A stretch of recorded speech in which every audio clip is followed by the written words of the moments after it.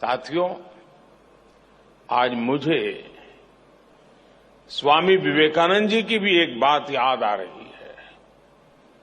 स्वामी विवेकानंद जी ने कहा था कि हर काम को 3 चरणों से गुजरना पड़ता है। पहले लोग उसका उपहास उड़ाते हैं, फिर उसका विरोध करते हैं और फिर उसे स्वीकार कर लेते हैं। और खासकर तब जब वो आइडिया उस समय से आगे का हो। 20 वर्ष एक लंबा कालखंड होता है। आज की जनरेशन के युवा साथियों को पता भी नहीं होगा कि 2001 में आए भीषण भूकंप के बाद गुजरात की स्थिति क्या थी। भूकंप से भी पहले गुजरात लंबे समय तक अकाल की भयंकर स्थिति से जूझ रहा था। इसके बाद जो भूकंप आया उसमें हजारों लोगों की मौत हो गई, लाखों लोग इससे प्रभावित हुए, उन्हें अपना घर छोड़ना पड़ा। अकाल और भूकंप के अलावा उसी समय गुजरात में एक और बड़ी घटना हुई। Madhavpura mercantile cooperative bank collapse हो गया। इसकी वजह से 133 और कोऑपरेटिव बैंक में ये तूफान छा गया। पूरे गुजरात के आर्थिक जीवन में हाहाकार मचा हुआ था।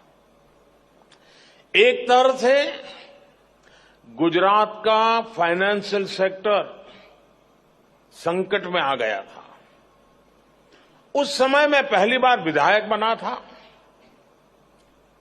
मेरे लिए ये भूमिका भी नई थी। शासन चलाने का कोई अनुभव नहीं था, लेकिन चुनौती बहुत बड़ी थी। इस बीच एक और घटना घट गई। गोधरा की हृदय विदारक घटना हुई और उसके बाद की परिस्थितियों में गुजरात हिंसा की आग में जल उठा। ऐसे विकट हाल की शायद किसी ने कल्पना की होगी।